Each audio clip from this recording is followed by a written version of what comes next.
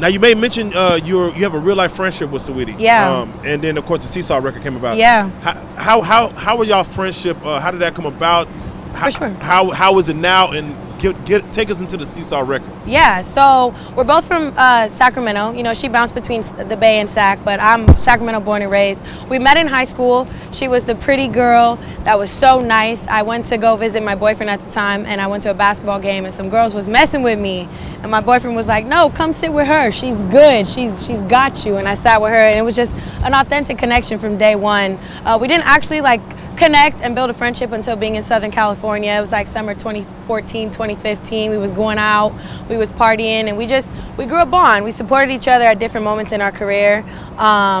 She knew I wanted to do music. We actually both were recording kind of at the same time, but when dance took off for me, it was a no-brainer. It was like, I'm gonna go where the grass is being watered and come back to music when the time is right. So I had some really deep conversations with her along her journey. Like I said, her career took off in 2017, and that was around the time that I left to tour with Drake. And when I came back, she was like, what are you doing? Like, she heard the music, she saw the vision, and she was always just kind of a sound voice in the background, like, you can do it, and you can do it better than a lot of these dancers that try to transition to music, you know, respectfully. It takes a certain type of individual to be able to really transition successfully. So the record came about, though. I was in the studio with Trev Rich. Shout out to Trev Rich, that's my bro for life. I was going through a really vulnerable moment in my life at the time, and it was important to me to get that in a record.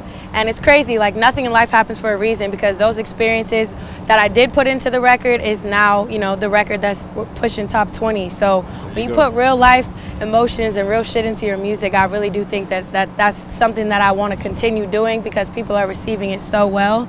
But Saweetie actually just heard the record and was like, yo, this slaps. You know, she's from the Bay, so everything slaps. She wanted to hear it in the car. That's the real test.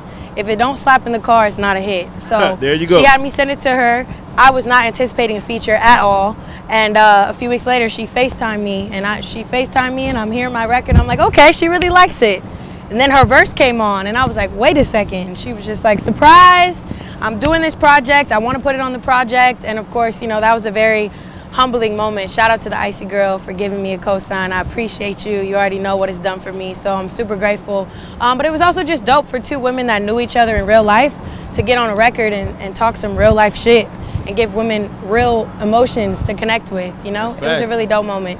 Man, even the concept of Seesaw, man, what are some things as far as would you say is like up and down in your life? Yeah, you know, like I said, that particular chapter of my life is very specific to that.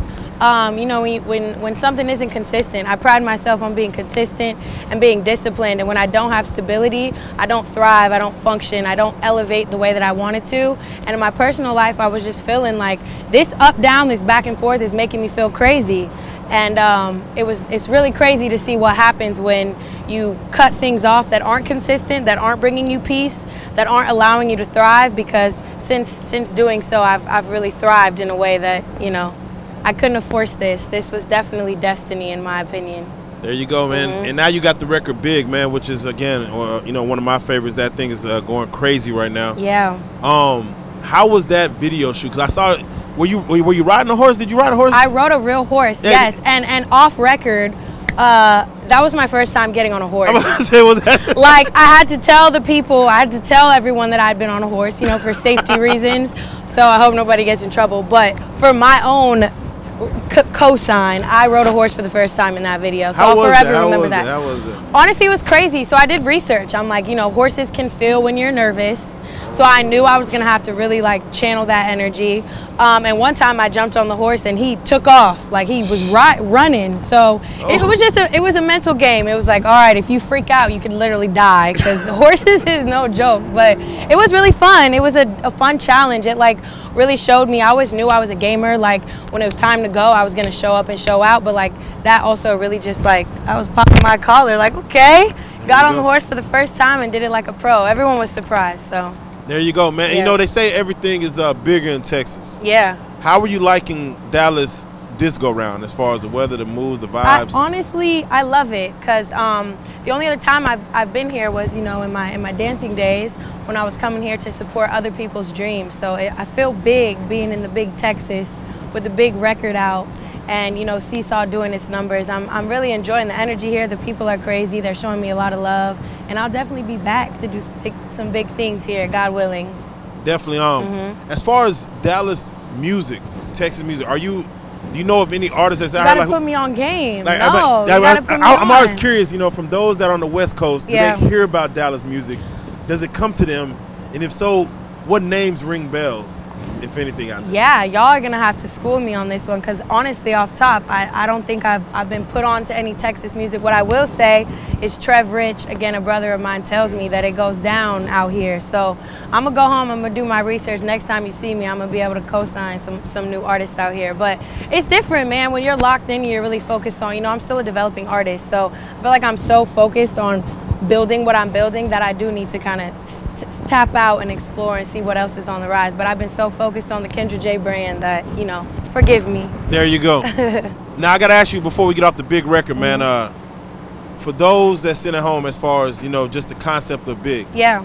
Do you feel like with things you do, as far as, you know, music, dancing, what is your concept as far as, you know, big, as far as doing things big, taking things big, and, you know, for sure. Give us that. So the record, you know, came about. Seesaw was obviously the first time people really heard my music in a major way, right? The platform, the exposure that I got from that record. But I wanted to come with something a little more ambitious, rather. I needed to talk my shit a little bit. I come from a humble place in everything that I do, but obviously in an industry where I feel like, you know, people are gonna quickly compare me to people, and the narrative is gonna be what it's gonna be. I wanted to come in the game early and kind of let people know, like, yo, check my resume.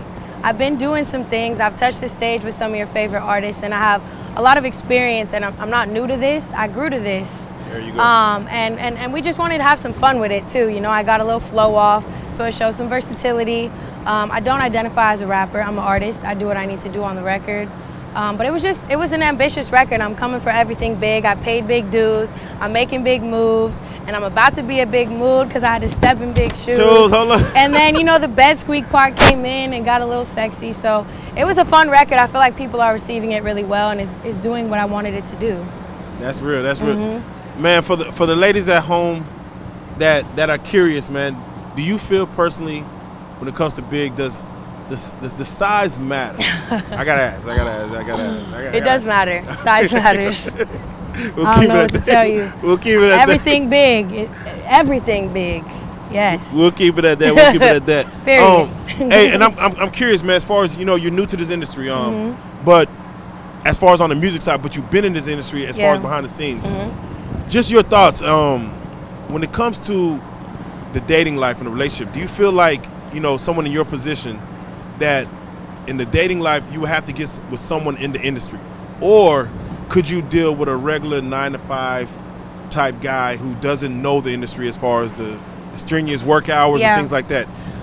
I think it comes down to I mean, I don't aspire to date an industry, you know, man. I've never been that simple-minded. I think it depends on the individual. I think if you communicate and you have an understanding, I do think there are regular, no disrespect, 9-to-5 hardworking men that could respect and understand the hustle. But I'm so focused on being married to the game right now that I don't even, my head is not even there, you know? I'm like, and look, I barely have time to talk to my family right now, so I'm like, sorry, you know? It's like, married to the money right now is really the motto. But there you go. I think when a special person comes, you know. I don't think what you do for a living, in my opinion, doesn't matter. I like real niggas.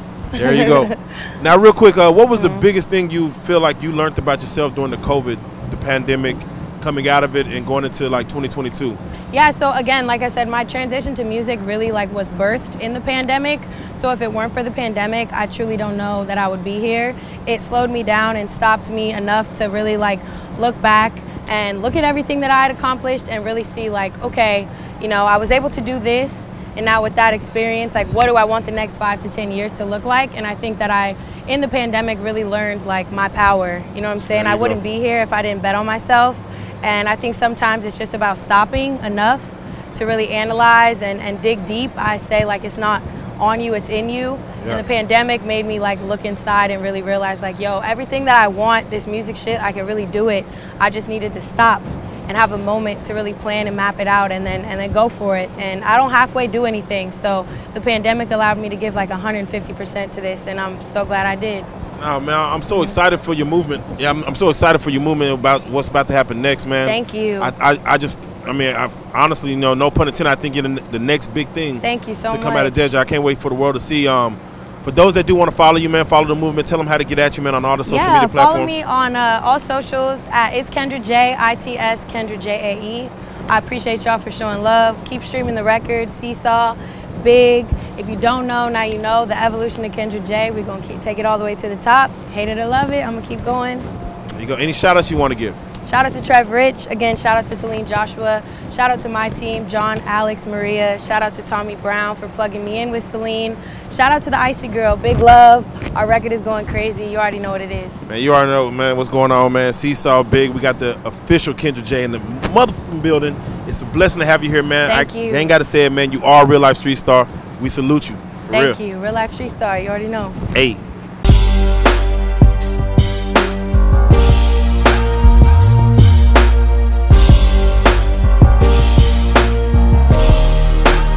Shout out Reallyfe street stars, nigga. Move it. Hey.